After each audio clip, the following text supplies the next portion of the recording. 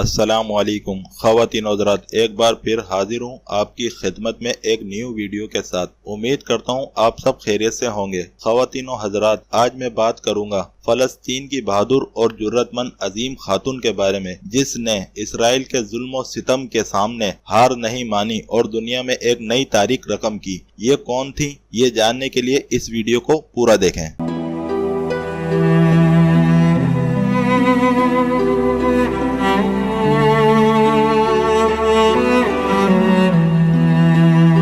1911 میں طرابلس پر حملے کے ساتھ ہی خلافت عثمانیہ اور اٹلی میں خونہ ریز جنگ کا آغاز ہو گیا۔ خلافت کی جانب سے اعلان جہاد پر مسلمان اٹھ کھڑے ہوئے اور جوگ در جوگ میدان جہاد کا رخ کرنے لگے۔ اس موقع پر خواتین بھی مردوں کے شانہ بشانہ تھیں۔ وہ میدان جنگ میں زخمیوں کو پانی پلاتی اور ان کی مرہم پٹی کرتی۔ انہی خواتین میں ایک لڑکی فاطمہ بنت عبداللہ بھی تھی۔ وہ میدان جنگ میں زخمیوں کو پانی پلانے کے لیے اپنا مشقیزہ لیے دوڑتی پھرتی۔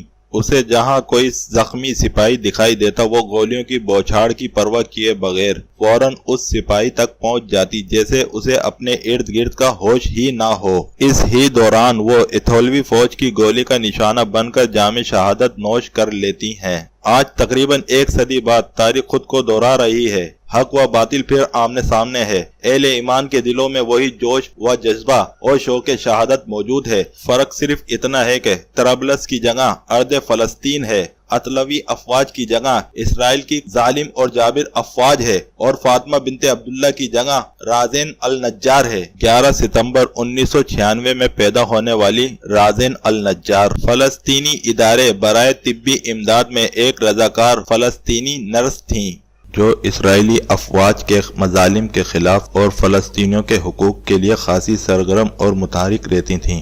سن 2018 میں غزہ کی سرحد پر فلسطینی عوام نے امریکی سفارت خانے کی منتقلی کے خلاف جم کر احتجاج کیا تو اسرائیلی فوجیوں نے ان مظاہرین پر گولیاں چلائیں، جس سے سینکڑوں فلسطینی شہید اور زخمی ہو گئے۔ رازین بڑی محنت اور مشقت کے ساتھ انہی زخمی افراد کو طبی امداد پہنچا رہی تھیں۔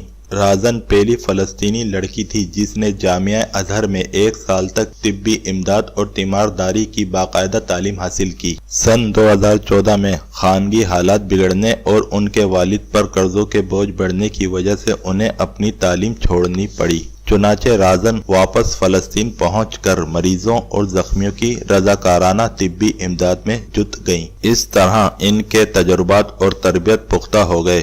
اس دوران میں بعض اوقات ایسا بھی ہوا کہ ضروری طبی آلات کی کمی کے باعث انہیں اپنی جیب خاص سے خریدنا پڑا۔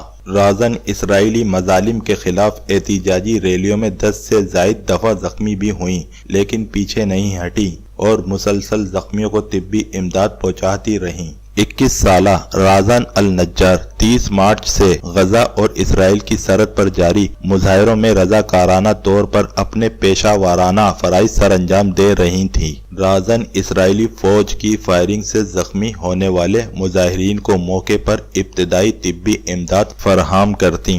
اس دوران وہ خود بھی آنسو گیس کی زد میں آئیں، لیکن وہ نہ گھبرائیں اور نہ ہی پسپائی اختیار کی۔ رازن اپنے کام میں ڈٹی رہیں۔ وہ پیرا میڈیکل اسٹاف کا مخصوص سفید کوٹ پہنے میدان عمل میں موجود رہیں، لیکن شاید وہ اپنے حصے کا کام کر چکی تھیں۔ یوں رازن نے میدان عمل میں شجاعت و بہادری کا پیکر بن کر فاطمہ بنت عبداللہ کی یاد تازہ کر دی۔ رازن کی انہی انسان دوست کوششوں کی بنا پر عین اس وقت جب وہ زخمیوں کی مرہم پٹی میں مصروف تھیں، ایک اسرائیلی قاتل نے 1 جون 2018 کو بروز جمعہ تقریباً 5:30 بجے ان کے سینے پر گولی داغی۔ بالآخر انہی کوششوں کے دوران میں مشرقی خان یونس میں روزے کی حالت میں انہوں نے اپنی جان کا نذرانہ پیش کر دیا۔ بروز ہفتہ 2 جون کو غزہ کے قبرستان خزہ میں رازن النجار کی تدفین عمل میں آئی۔ ان کے جنازے میں شرکت کے لیے فلسطینیوں کا ہجوم امنڈ پڑا تھا۔ ہزاروں افراد آہ و گریہ زاری کر رہے تھے، جن میں ان کے مریض بھی بڑی تعداد میں تھے۔ رازن کو قبرستان لے جانے سے قبل فلسطینی پرچم میں لپیٹ کر ان کے گھر پہنچایا گیا، جہاں ان کے جنازے پر پھول نچھاور کیے گئے۔ اللہ کی ان پر رحمت ہو اور ان کے صدقے ہماری مغفرت ہو، آمین بجاہ النبی الامین صلی اللہ تعالی علیہ وآلہ وسلم۔ یہاں بہت افسوس سے کہنا پڑتا ہے کہ ہماری مسلمان بہنیں کترینہ، کرینہ، دیپیکا اور مدر ٹریسا کے بارے میں تو جانتی ہیں، مگر ان مسلمان ماؤں بہنوں کے بارے میں نہیں جانتی جنہوں نے لازوال قربانیاں دے کر اسلام اور اہل اسلام کا سر فخر سے بلند کر دیا۔ اور ہمارا میڈیا ایک اداکارہ کی موت کی خبر تو ایک ہفتے چلا سکتا ہے، ایک مہینے تک دھرنے دکھا سکتا ہے، پر فلسطین، برما، شام، کشمیر بلکہ کرۂ ارض میں جہاں بھی مسلمانوں پر ظلم ہو رہا ہے وہ نہیں دکھا سکتا۔ ایسی آزاد میڈیا کا کیا فائدہ جو ظلم کے خلاف آواز نہ اٹھا سکے؟ تو اس ویڈیو کو زیادہ سے زیادہ شیئر کریں تاکہ لوگ جانیں اس عظیم خاتون کے بارے میں۔ اللہ سب ماؤں بہنوں کی حفاظت کرے، آمین۔ اللہ حافظ۔